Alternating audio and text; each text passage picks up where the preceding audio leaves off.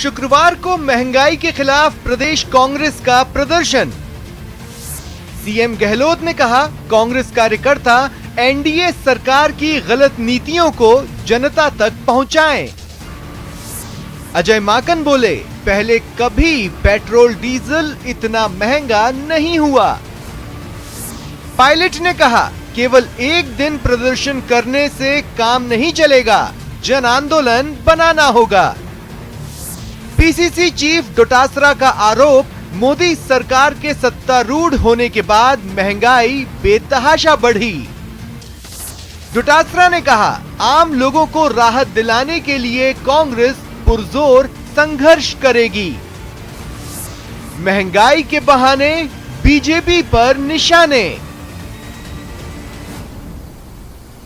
नमस्कार, बहुत स्वागत है आपका। प्राइम डिबेट देख रहे हैं आपके साथ मैं जेपी शर्मा। एक साल से कोरोना से लड़ रहे आम आदमी को महंगाई की महामारी ने अधमरा कर दिया है। पेट्रोल डीजल से लेकर खाद्य पदार्थों की कीमतों ने 7वां आसमान छू लिया है। कोड़ में काज ये है कि 2 साल तक लगातार लॉकडाउन की व्यवस्था ने काम धंधे चौपट कर दिए हैं और रोजगार छिनते जा रहे हैं।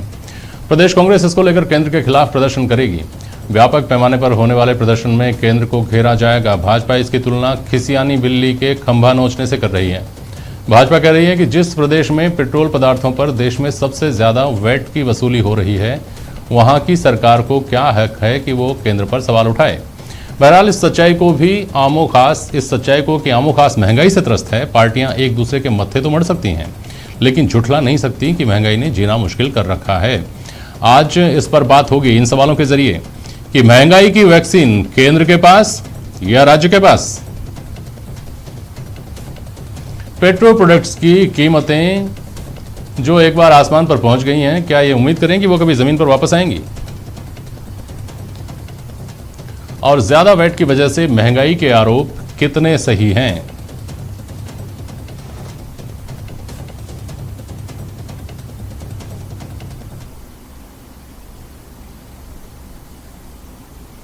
पंकज जोशी जी हैं हमारे साथ भारतीय जनता पार्टी से, आरसी चौधरी साहब हैं कांग्रेस की नुमाइंदगी कर रहे हैं, और अवधेश आकोदिया जी वरिष्ठ पत्रकार हमारे साथ हैं। बहुत स्वागत है आप सभी का। पंकज जोशी जी, पहले आपके पास आ रहा हूं।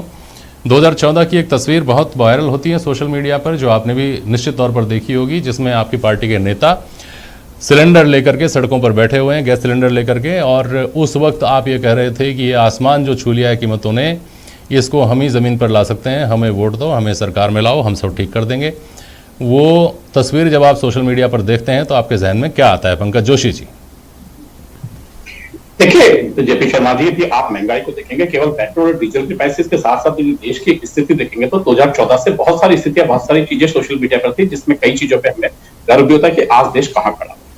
आपने कहा पेट्रोल डीजल के प्राइसेस, देखिए पेट्रोल डीजल के प्राइसेस निश्चित रूप से थोड़ी सी ज्यादा हैं, और ज्यादा होने का कारण भी है क्योंकि जब जीएसटी आया तो जीएसटी आने के बाद ये मंशा लगाई गई थी कि कहीं ना कहीं जो है दोनों को मिला करके प्राइसेस जो है नॉर्मल पे रहेंगी और जनता के उस पे रहेंगी। लेकिन अभी भी जहां पर जीएसटी में शामिल होने की बात आती है तो स्टेट जो है मना कर देते हैं, और उसके बाद जहां पर जीएसटी छोड़िए जब वैट की बात आती है तो राज्य सरकार जो है अपना वैट जो है 10% ऐसा बढ़ा देती है, 2% कम कर देती है। पहली बात।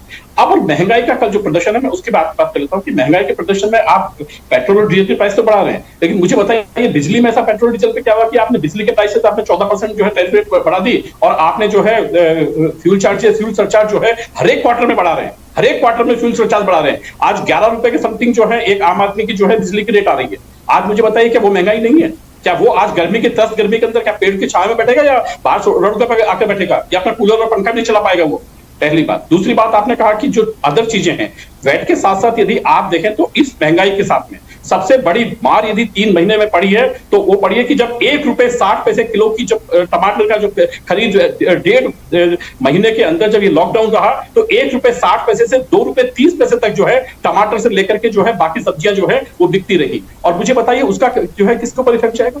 क्या सरकार ने कोई व्यवस्था की थी कि इसकी व्यवस्था हम कर दें इस लॉकडाउन के अंदर, या ये भी केंद्र के ऊपर डालना चाहते थे?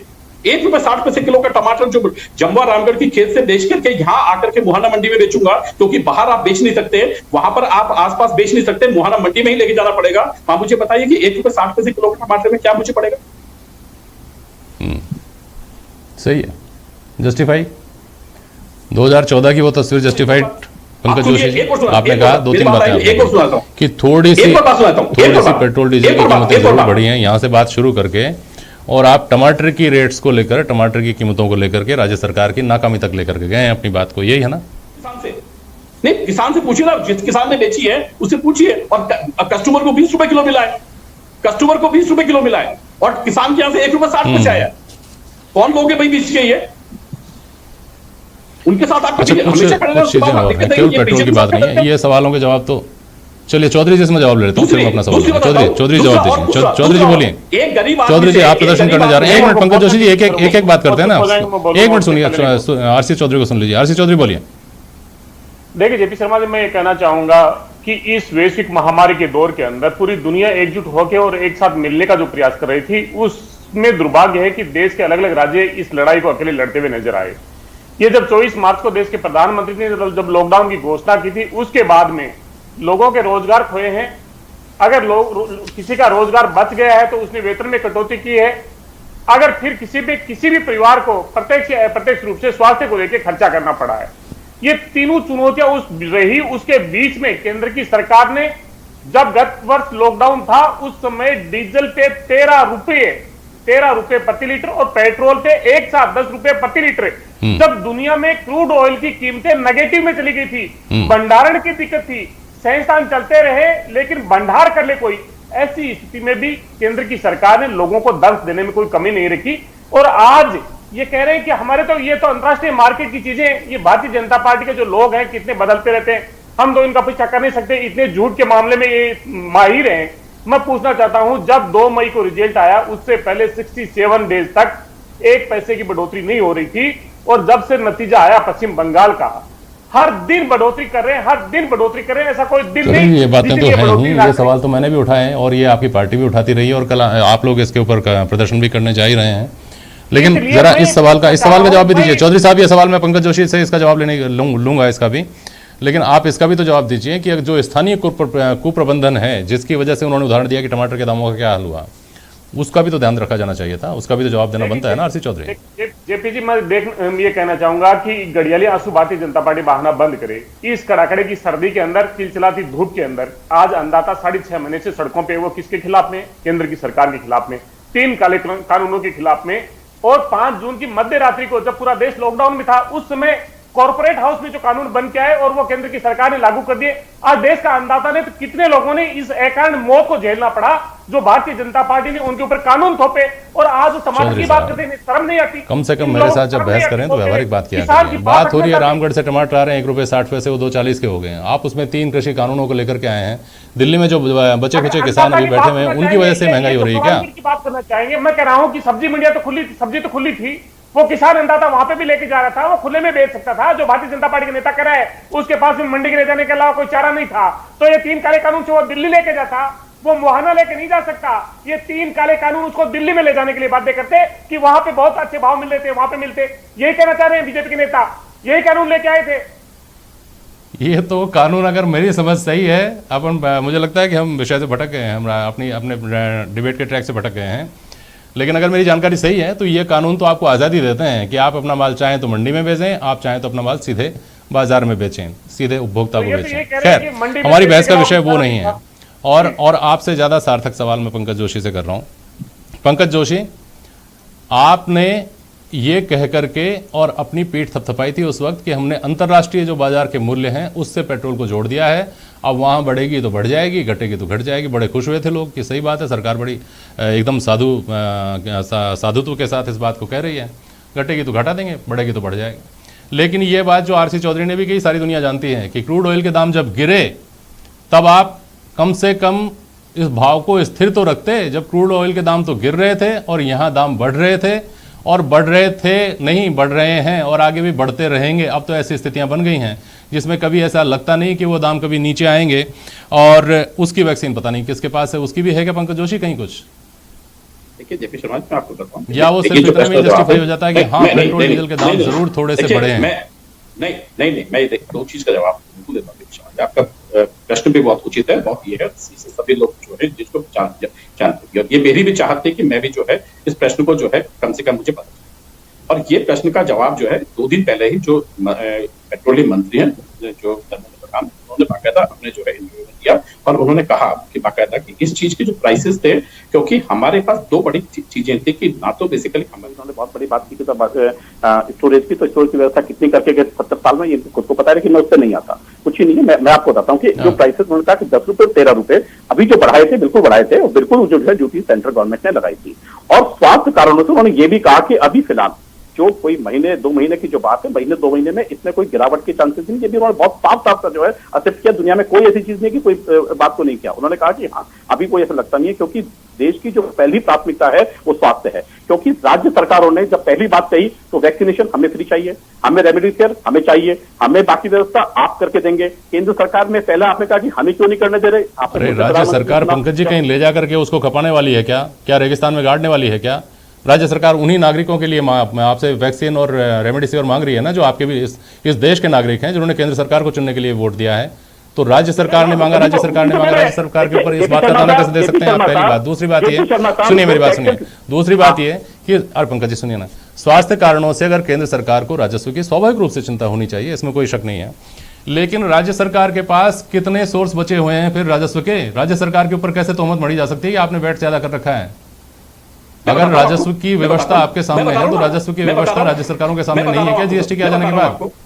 हाँ, सर मैं बता रहा हूं आपको, नहीं जीएसटी में आपको जो पैसा मिल रहा है, मुझे बताइए यदि जीएसटी में पैसा नहीं मिल रहा था तो आज जो नगर निकाय हैं ये तो बंद हो जाने चाहिए। नगर निकाय को क्या मिलता है? केवल चुंगी के आधार पर 97 के आधार पर वृद्धि मिलती है कि नहीं मिलती? ये तो बंद हो जाने चाहिए थे बिल्कुल ही। लेकिन आपको मैं यही कह रहा हूं ना कि आप देखिए कि हम जो है उसकी जो पूर्ति है, जो बेसिकली घाटा है, उसमें केवल जो है कुछ पैसा बाकी है, उसके लिए भी लगातार तोहमत जो है सरकार केंद्र में जड़ती रहती है ऐसे आपातकाल के अंदर। पहली बात। दूसरी बात, आप देखिए कि जितनी चीजें राज्य सरकार में, पिछली बार प्रबंधन की पोजीशन देखिए आप कि जो हाईवेज, स्टेट हाईवेज जो फ्री कर दिए थे टोल से, आपने टोल लगा दिया, आपने 15% बिजली के ऊपर खर्चा लगा दिया, आपने पानी के बिलों पर डबल से ट्रिपल बिल कर दिए, नए मीटर लगा करके बिल जो है ट्रिपल आ रहे हैं। मुझे बताइए ऐसी कौन सी चीज राज्य सरकार की जिसपे आपने कहा कि हाँ इसको हमने जो है आपको छूट दे दी? उसके अलावा आपने गरीब आदमी से, जहां केंद्र सरकार जो है फ्री गेहूं दे रही है, आप 2 रुपए किलो के चार्ज कर रहे हैं कि नहीं कर रहे? मुझे बताइए। और आप ऐसी कौन सी चीज है जिसके ऊपर आपको लगता है कि हाँ इस चीजों पे हमने बहुत बड़ी राहत आपको दे दी है, और इन चीजों में कौन सी चीजों पे आपने खर्च कर? जल के लिए जो है जनता जो है, लोग जो है मर रहे हैं, उसके बाद कहते हैं कि राज्य केंद्र सरकार हमें पैसा दे तो हम जल आपको दें। तो मुझे बताइए क्या चीज आप देंगे कि जिस चीज से क्या यह सच्चाई नहीं है? जो तो 2-3 चीजें पंकज जोशी ने गिनाई, इन मोर्चों पे तो आप राहत दे सकते थे कम से कम। स्टेट हाईवेज के ऊपर टोल की बात इन्होंने कही, बिजली के दामों में बढ़ोतरी की बात इन्होंने कही, जिसकी शिकायतें हम हर रोज सुनते हैं, आम आदमी की शिकायत रोज सुनते हैं। हमने ज्यादा से ज्यादा राहत क्या दी कि 25 जून तक करा सकते हैं, 10 जून के बजाय 25 जून तक बिल जमा करा सकते हैं। ये कौन सी राहत है? जेपी जी, मैं ये कहना चाहूंगा कि 1 जुलाई 2017 को आधी रात्रि को संसद खोल के जिस प्रकार से देश की आजादी का जश्न 1947 में 15 अगस्त 1947 में मनाया था, उसी प्रकार इन्होंने आधी रात को संसद खोली थी। और इनकी वो विनाशकारी नीति के कारण आज पूरा देश भुगत रहा है, जिन्होंने जीएसटी लागू की। और तब हमने कहा था आनंद फानंद में जीएसटी लागू ना कीजिए, तमाम उद्योग धंधों को बर्बाद कर दिया। और आज इनके पास में सिर्फ आय का स्रोत एक रह गया। और उस टाइम में राज्य को ये कहा था कि राज्य की जितनी रेवेन्यू है, जितनी आमदनी है, उस पे प्रतिवर्ष 10% बढ़ा के हम उसका रेवेन्यू कलेक्शन की कॉन्स्टिट्यूशनल गारंटी देते हैं, संवैधानिक अधिकार देते हैं। लेकिन इन्होंने क्या किया? ये एक्ट ऑफ गॉड है, ये जो त्रासदी है वो भगवान की दी हुई है, इसमें केंद्र सरकार कुछ नहीं कर सकती, इसलिए हम आपका कंपनसेट नहीं करेंगे। ये बार बार इस चीज को कहते हैं। मैं ये कह रहा हूं कि जितने जो पब्लिक सेक्टर की यूनिट्स हैं, जो आरबीआई का डिविडेंड ले लेते हैं, जो पेट्रोलियम कंपनी है उनका डिविडेंड ले लेते हैं, एलआईसी का डिविडेंड केंद्र की सरकार ले लेती है, केंद्र की सरकार नोट छाप सकती है। आप दर्शकों को बताइए कि आप बताइए कि आपको जो तनख्वाह मिलती है जेपी साहब, घर पे आप पूरा पैसा दे देते हो और फिर घर वाले कहें कि ये तो आपकी वजह से रहेगा, उन्हें मैनेज करना है ना। अब वो देने की स्थिति में है नहीं, दे नहीं रहे केंद्र की सरकार, और फिर ये करें आपने ये कर दी। मैं कह रहा हूं इनके पास में सिर्फ क्रूड ऑयल बचा है, जिस पे इन्होंने, जो पूर्व एक वित्त मंत्री तो चले गए, उन्होंने कहा था कि हम इसको जीएसटी के दायरे में लेके आएंगे, और उन्होंने जीएसटी के दायरे में नहीं लाना चाहते, क्योंकि ये जो 5 ट्रिलियन इकोनॉमी की बात कर रहे थे, वो इस वित्त वर्ष में 3.5 ट्रिलियन इससे रेवेन्यू कलेक्ट करना चाहते हैं। ये किसको राहत दे रहे हैं, किसको पीड़ा दे रहे हैं? ये तो है, ये सवाल तो मैंने किया ना पंकज जोशी से, ये तो आम आदमी के जहन में है सवाल। इन सवालों का तो कोई जवाब अभी तक मिला ही नहीं है संतोषजनक। लेकिन सवाल ये भी तो है कि जीएसटी का स्टेट हाईवेज के ऊपर टोल से क्या ताल्लुक है, जीएसटी का प्रदेश के बिजली की टैरिफ बढ़ाए जाने से क्या ताल्लुक है? आरसी चौधरी साहब। जेपी शर्मा जी एक प्रश्न और है। आप कह की दुकानें खुली रही, बिजली का उत्पादन है, जो कोयले की जो खरीद है, कोयला किस में आता है, कोयला कौन देता है, किसके कहां से मिलता है, किससे ये जो पावर प्लांट है वो कहां से चल रहे हैं, बिजली जनरेशन है, बिजली कंपनियों का जो घाटा था वो किसने पूरा किया है, किसने किया है? और फिर अगर लगता है तो इन्हें आंदोलन करना चाहिए। में एक मिनट जवाब दूं इनको। आप प्रतिदिन आधी रात को हाँ बोलिए पंकज जोशी बोलिए। जेपी शर्मा जी एक मिनट आरसी चौधरी साहब, पंकज जोशी सुनिए फिर चैनल पे कह रहा हूं आपको। जेपी शर्मा जी दाल 200 अरे सुन जाइए 2 मिनट। तेल है वो 180 रुपए प्रति लीटर मिल रहा है, वो अपना आपने जो उज्ज्वला सिलेंडर की बात कर रहे थे, आज वो पेड़ काट रहे हैं, लकड़ियां काट रहे हैं। चौधरी जी एक मिनट सुन लीजिए पंकज जोशी को। चौधरी जी फिर जवाब दीजिएगा। हाँ बोलिए पंकज। चौधरी जी सरकार जब आई थी तो केंद्र सरकार ने आपको, क्योंकि आपके पास 100 करोड़ रुपए का घाटा था, बिजली कंपनियों को लोन देने से मना कर दिया था बैंकों ने, पूरा का पूरा राज्य सरकार को ट्रांसफर करके और लगातार जीरो पे ले आए थे। आज वापस जो है वहीं पर आ गए हैं, 25 तो हो गए हैं, 100 से पूरा जीरो करने के बाद 25 नए हो गए हैं, टोटल वहीं पर स्थिति आने लग गई जो स्थिति पहले जो है 2013 के अंदर आपने जो है हमें 2000 सुनजाइए 2013 में जो 2013 में दी थी वही स्थिति बना खड़ा कर रहे हैं। सुनजाइए ना भी, आप मुझे बताइए कोरोना काल में आपने जो है दारू की दुकानें खुली रखी, नहीं मुझे बताइए क्या शराब की दुकानें ज्यादा वो था क्या? अब एक मिनट सुनिए, आप दोनों प्लीज, आप दोनों सुनिए, पंकज जी और आरसी चौधरी साहब एक मिनट आप दोनों सुनिए, वापस आ जाऊंगा आपके पास। अवधेश आकोदिया, राजस्व की व्यवस्था अगर केंद्र के सामने पेट्रोल डीजल की बात आए तो केंद्र के सामने राजस्व की व्यवस्था है। मैंने दूसरे सवाल किए कि बिजली की बात है तो बिजलियों का घाटा याद आ गया आरसी चौधरी साहब को, बिजली कंपनियों का। तो फिर कंपनियों के घाटे की चिंता करेंगे तो आम आदमी की जेब की चिंता तो नहीं कर सकते, ना राज्य सरकार कर सकती है ना केंद्र सरकार कर सकती है। फिर तो फुटबॉल का खेल हो सकता है कि मैं शॉट मारूं, आपके पाले में जाएगी, आप मारिए मेरे पाले में आ जाएगी, जनता बैठ करके तमाशा देखेगी, मजा लेगी, भूल जाएगी कुछ साल बाद। बोलिए अवधेश आकोदिया।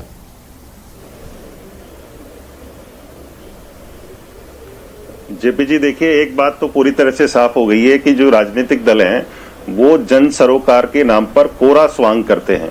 जब ये विपक्ष में होते हैं तो इनके सुर अलग होते हैं, जब ये सत्ता में आ जाते हैं तो उनके सुर अलग होते हैं। दरअसल 2 अलग अलग तरह की भाषाएं हैं, एक विपक्ष की है, एक सत्ता पक्ष की है। इसमें दलों की अदला बदली होती है, भाषा एक ही रहती है। जब भाजपा केंद्र में विपक्ष में थी तो भाजपा किस तरह से इन्हीं पेट्रोल और डीजल के मुद्दे पर अपनी बात मुखरता से रखती थी। आज लॉजिक पूरी तरह से बदल गया है। और वो कब बदल गया है? जब 120 रुपए पर बैरल क्रूड ऑयल के दाम थे और पेट्रोल था 65 रुपए लीटर, तब इनके सुर कैसे थे? आज 60-65 है क्रूड ऑयल और पेट्रोल पहुंच गया 100 के ऊपर, तब इनके सुर किस तरह के हैं? तो ये तो बात भूल जाइए। देखिए, मुख्य बात ये है कि जो पेट्रोल और डीजल हैं वो गाड़ियां चलाने के लिए हैं, सरकार का खजाना भर के सरकारें चलाने के लिए। पूरी दुनिया में कहीं ऐसा उदाहरण है कि कोई ऐसा प्रोडक्ट हो उस पर टैक्स जो उसकी ओरिजिनल प्राइस है, बेस प्राइस जो है, उससे 3 गुना ज्यादा टैक्स लिया जा रहा हो? पूरी दुनिया में ऐसा एग्जाम्पल नहीं है। जो देश हमसे तेल खरीदते हैं, जैसे भूटान का उदाहरण है, वो भी हमसे सस्ते में वहां पर पेट्रोल और डीजल दे रहा है। तो ये तो बड़ी विचित्र स्थिति है राजनीतिक दलों की। लेकिन जैसा आप ही के शो में रामलाल शर्मा जी ने कहा था एक दिन कि विपक्ष की कोई हैसियत नहीं है, विपक्ष कितना भी प्रदर्शन कर ले उसको फर्क नहीं पड़ेगा। उसको फर्क कब पड़ेगा? जब जनता में इस महंगाई से आक्रोश पैदा होगा। जब तक जनाक्रोश पैदा नहीं होगा तब तक सरकार को कोई फर्क नहीं पड़ेगा। हमने देखा है 2004 के लोकसभा चुनाव में किस तरह से केवल प्याज महंगा होने के मुद्दे पे अटल बिहारी वाजपेयी की सरकार चली गई थी और विपक्ष का नेतृत्व किसके पास था? तब सोनिया गांधी के पास था, जो उतनी अच्छी कम्युनिकेटर नहीं कही जाती है जनता से, उस समय तो बिल्कुल नहीं कही जाती थी जितना आज के नेता कहे जाते हैं। तो सरकार को तभी फर्क पड़ेगा, विपक्ष के आंदोलन से कोई फर्क नहीं पड़ेगा जब जनता का आक्रोश बढ़ेगा।